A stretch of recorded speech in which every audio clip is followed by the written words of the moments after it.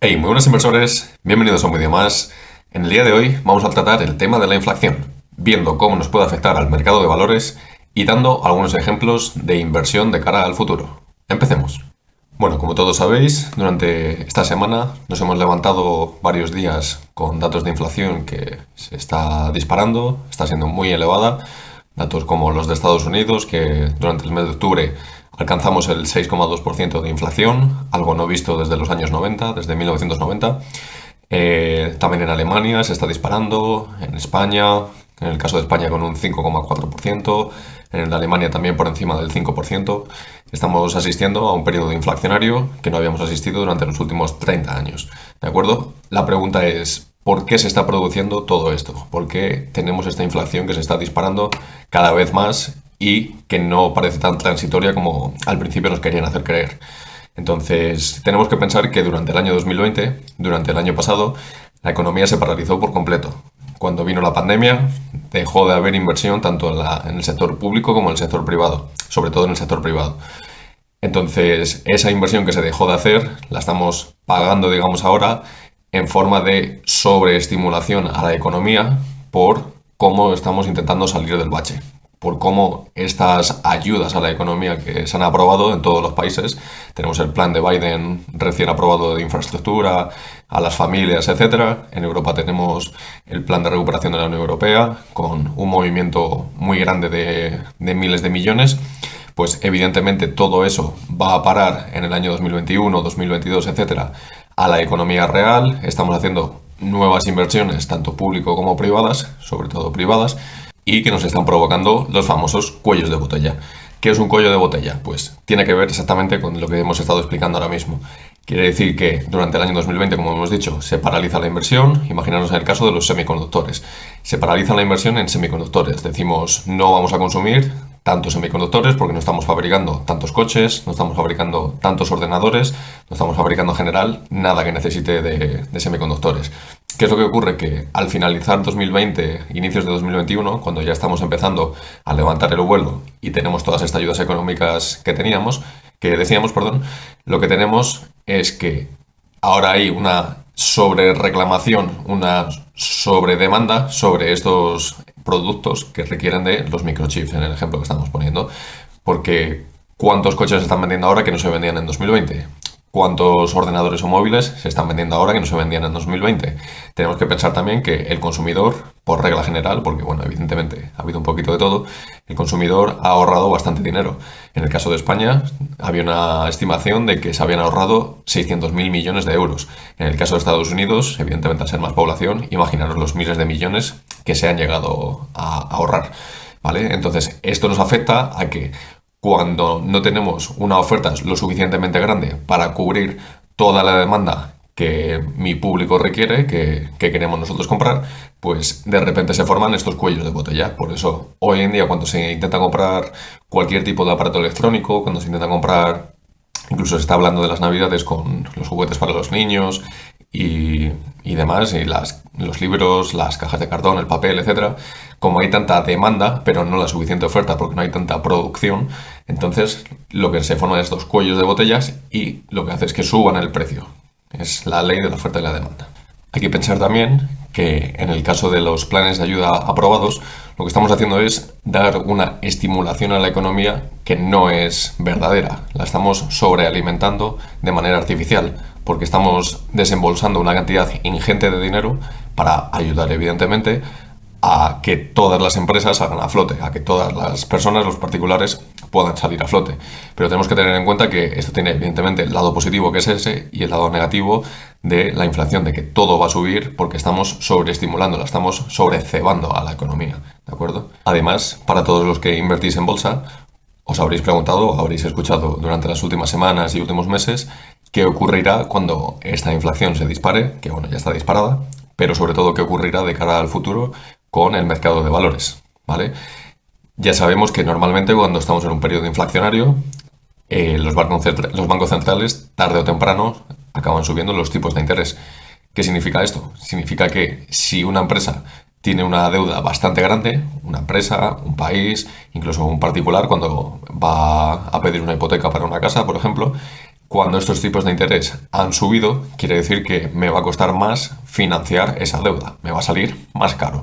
Entonces, ¿cómo puede afectarnos esto? Pues supongamos compañías que estén relativamente con una deuda muy sobreexpuesta, con una deuda muy alta.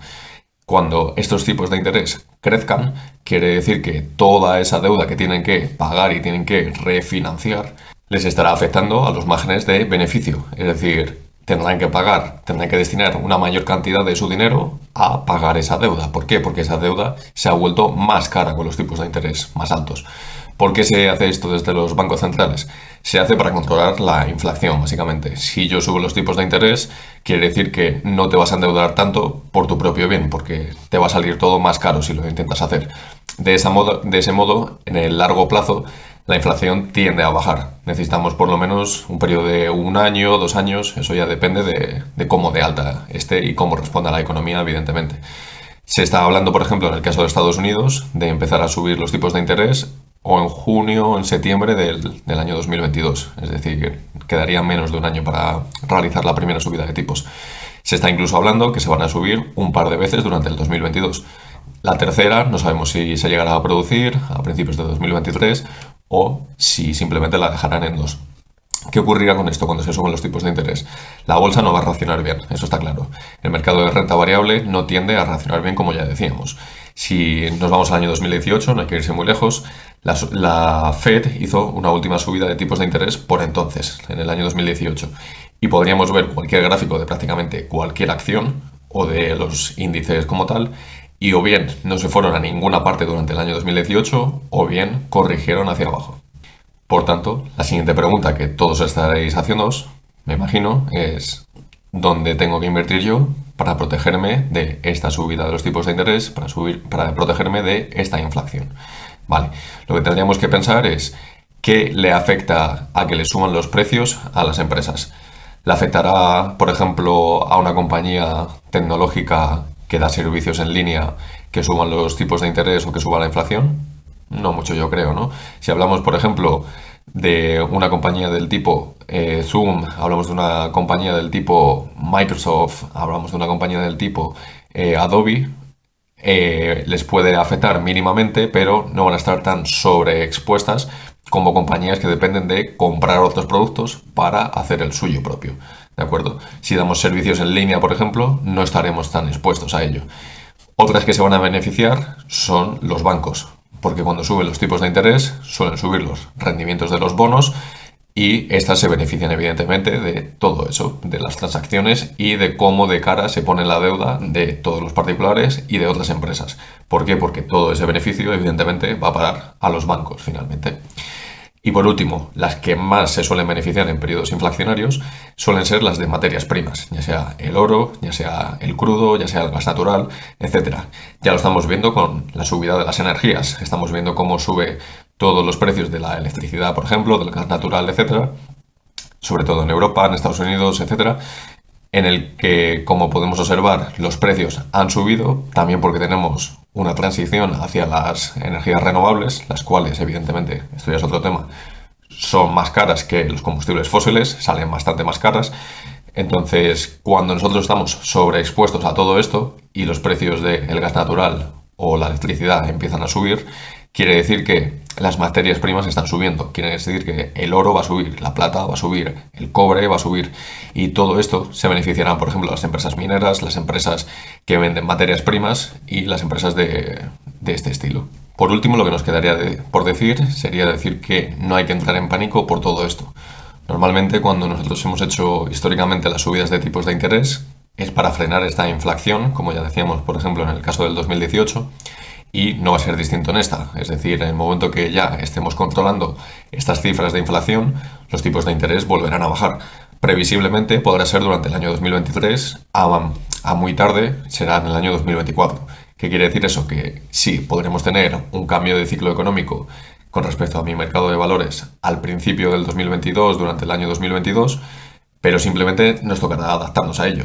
Si tengo una sobreexposición en empresas que dependen mucho de esa subida de tipos de interés que les va a afectar, yo no tengo por qué vender en pánico, ¿vale? Porque al cabo de 1 o 2 años, si nosotros estamos invirtiendo a largo plazo, todos los tipos de interés volverán a bajar, volverán a favorecer el crecimiento económico y estas empresas se volverán a favorecer de los tipos de interés bajo y de que su deuda no se tiene que refinanciar de una forma tan cara. Dejadme saber en los comentarios cuáles son vuestras ideas de inversión durante los próximos años, sobre todo hablando de los tipos de interés al alza y de la inflación al alza. Y si os ha gustado el vídeo, dejad un buen like, suscribiros al canal activando la campanita y nos vemos en el próximo vídeo.